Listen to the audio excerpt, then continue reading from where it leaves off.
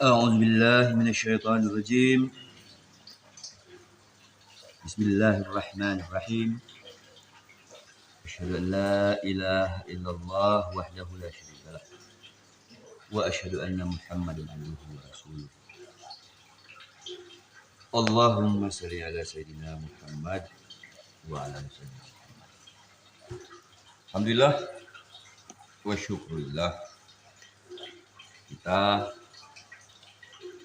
lagi-lagi diperkenankan Allah atas takdirnya yang baik kepada kita, bahwa kita menjadi orang-orang yang dipilihnya untuk menyebut-nyebut namanya, memuji-muji namanya dalam kumpulan zikir yang mulia ini.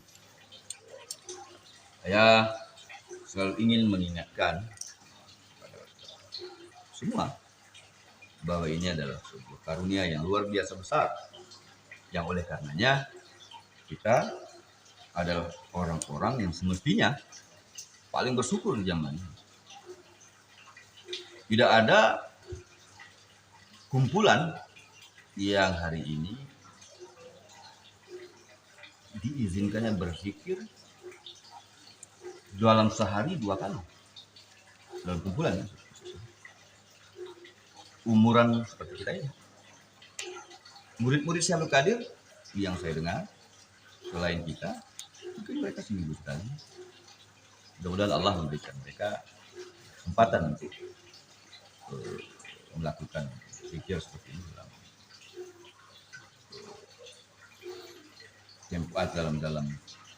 dalam keadaan seperti kita. Mudah-mudahan kita berdoa Allah memberikan. Namun sebagai orang-orang yang telah dikumpulan Allah dalam kumpulan seperti ini, dalam tempat yang kondusif ini pun Allah kemudian melalui guru-guru kita memberikan ilmu yang langka, yang pengetahuan di mana kita mengetahui sistem ini seperti apa. Kita hidup di zaman yang kita adalah orang-orang termasuk di dalamnya diberikan pemahaman hakikatnya zaman kita ini seperti ini. Hakikatnya kita ini sekarang sedang dalam hegemoni sistem kufur. Walaupun tidak berarti bahwa orang-orang yang menjadi pelaksana sistem kufur itu adalah kafir, tidak seperti itu. Nah, mengatakan seseorang itu kafir itu adalah sesuatu yang berat, sesuatu yang harus kita hindari. Demikianlah para sahabat Rasulullah, Tuhan kita Muhammad SAW melaksanakan ini. Mereka tidak mudah untuk mengkafir-kafirkan. Dan fenomena kafir mengkafirkan itu yang hari ini kita lihat sebagai fenomena terorisme ya, itu pun bukan hal yang baru sebenarnya dalam sejarah, dalam tradisi Islam. Sudah sejak dulu. Dan kita harus mengingat pesan dari Tuhan kita Muhammad SAW bahwa apabila ada 2 orang saling mengkafirkan, maka satu di antara mereka itu benar-benar dalam keadaan kafir. Alhamdulillah min dzalik. Semoga Allah menjauhkan kita dari perilaku ini. Teman-teman, sahabat-sahabat sekalian, tadi kita membaca tentang diwan menghilangkan waham. Nah, hari ini banyak waham-waham. Hari ini kita disuguhkan dengan informasi-informasi yang sebenarnya adalah waham. Belum lagi informasi bawaan dari sistem pendidikan kita, dari keseharian kita, segala macam. Nah, inilah yang harus kita perangi. Inilah yang harus kita keluarkan dari diri kita. La ilaha illallah pun bermakna sebenarnya menghilangkan Allah. Tiada ilah. Mari kita sudah membicarakan apa itu ilah. Sekarang kita bisa masuk lebih jauh tentang ilah. Saya berpakaian partai politik. Biasanya orang bahkan menjadikan partai politik itu ilah. Nah, ilah.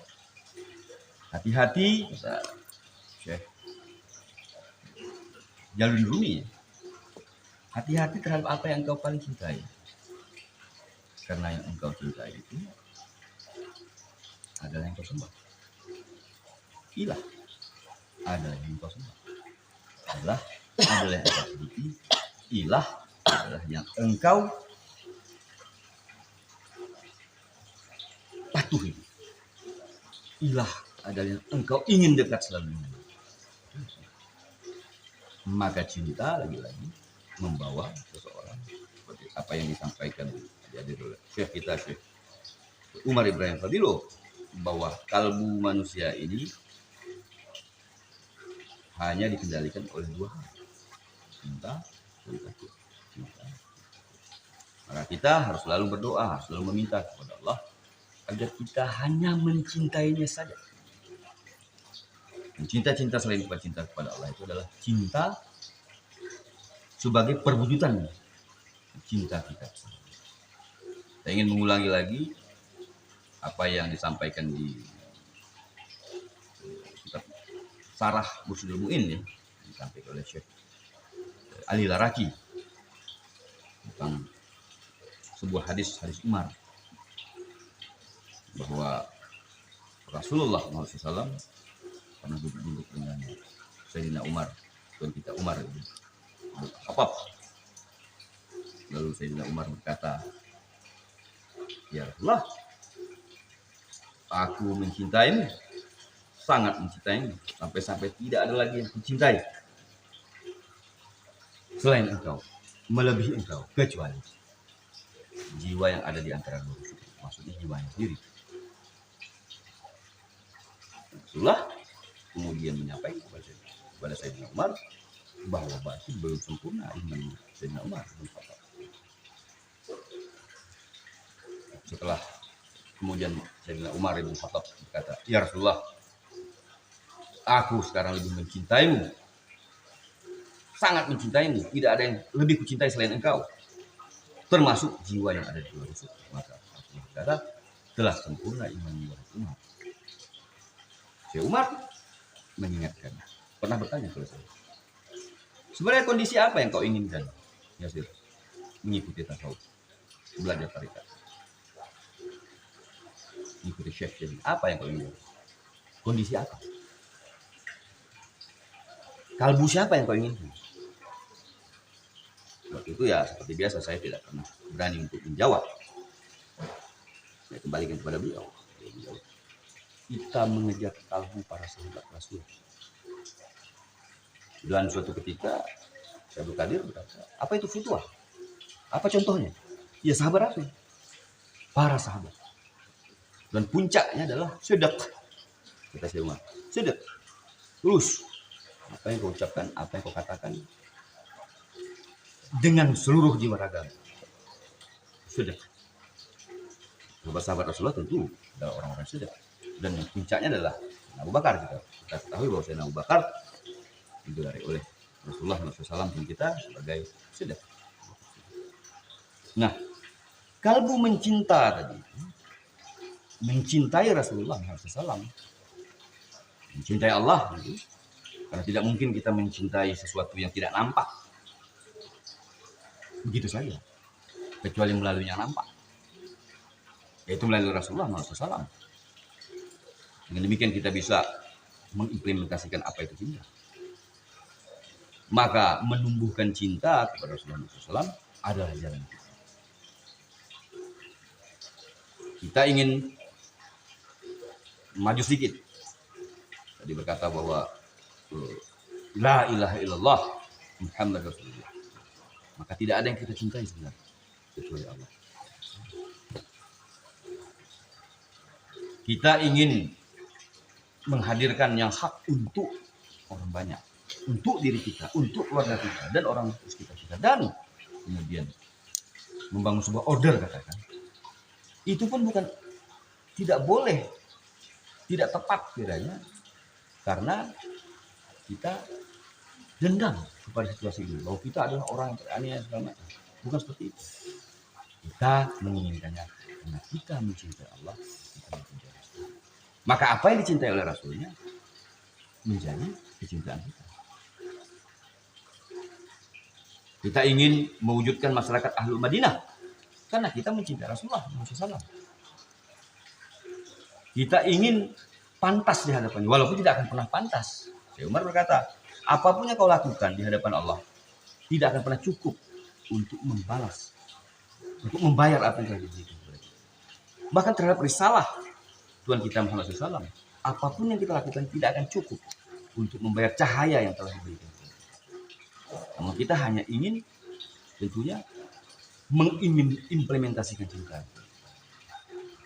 Semakin jauh kita melangkah, semakin mendekat kita, maka semakin kita menginginkan untuk menjadi sebagaimana yang ditunjuk, yang diajarkan. Maka pencapaian terhadap kalbu Rasulullah itu tidak akan bisa kita capai hanya dengan ngumpul-ngumpul seperti ini. Ya, ngumpul-ngumpul seperti ini adalah suatu jalannya, namun harus kita implementasikan dalam kehidupan kita sehari-hari. Kalau wakaf kita kelola diri kita sendiri, dengan itu akan berkembang. Dengan demikian kita akan membersihkan kita dari kekhawatiran kita tentang siapa kita ini. Ingatlah sebuah pesan Syekh Umar, you are not what you think, you are what you do. Engkau bukan apa yang kau pikir, engkau adalah apa yang engkau lakukan. Amal, apa yang kita kata pun, kata-kata kita itu adalah amal. Amal dalam bentuk kata, amal dalam bentuk perbuatan, tangan kita. Bermacam-macam amalan. Nah, baru membaca wirid ini. Membaca wirid ini ya kita harus terus menghaluskan. Jadi suatu ketika ini kita agak melebar. Suatu ketika Ahmad Lazani dikirim oleh Syekh Sidi Ahmad Lazani dikirim oleh Syekh Bukhari Sufi untuk mengajarkan Bapak. Dan salah satu pesannya adalah mengajarkan kata memiliki kekuatan.